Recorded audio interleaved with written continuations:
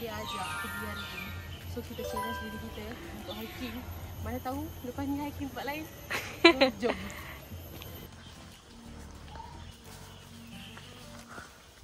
Pandang sikit belakang. Oh, lighting. So sekarang kita baru nak start gerak ke. Let's go. Let's go. Sebab tadi ada orang, so kita nak follow orang tu.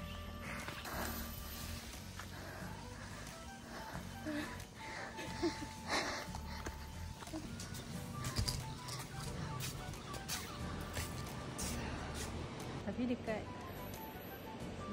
mana tak aku? Yang tu lagi jernih. Gila-gila jernih dia. Okay, Liam, macam mana? Kita okey je. Walaupun tercungap-cungap tak cukup nafas. Tak.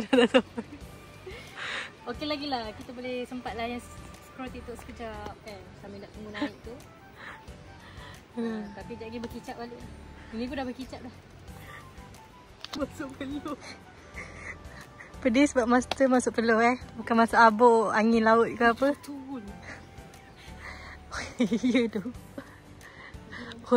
Oh, dia daripada atas tadi. Sekarang kita nak naik atas. Kita dah tercabar.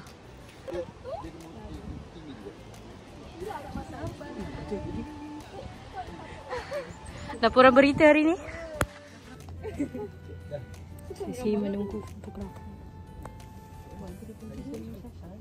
Aku tak tengok orang kat bawah. Macam mana? Dah nak naik?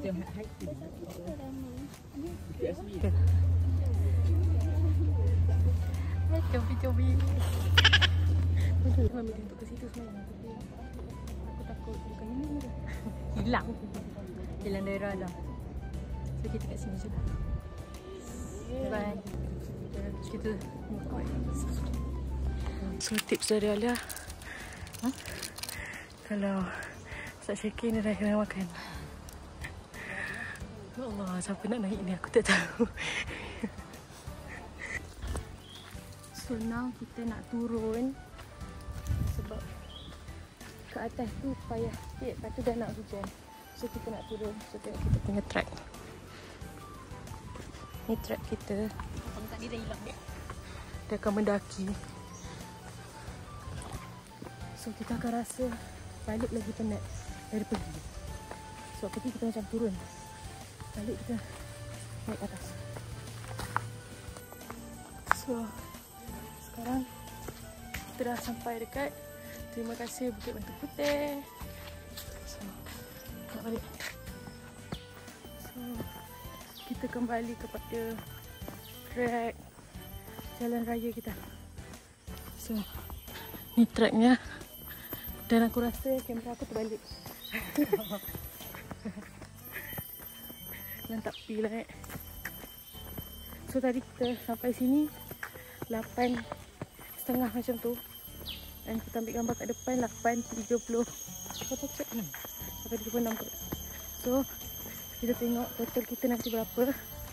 Sebab kita ada berhenti. Sampai. Dah habis. So jom kita beli tengok ais dekat tepi dua. So kita dah settle dengan hiking ni. So next kita tak tahu konten kita apa. So bye bye. Dia real. Seperti yang dijanjikan. Aduh. Dah lah sepenuh-penuhnya. Dah. Maknanya pure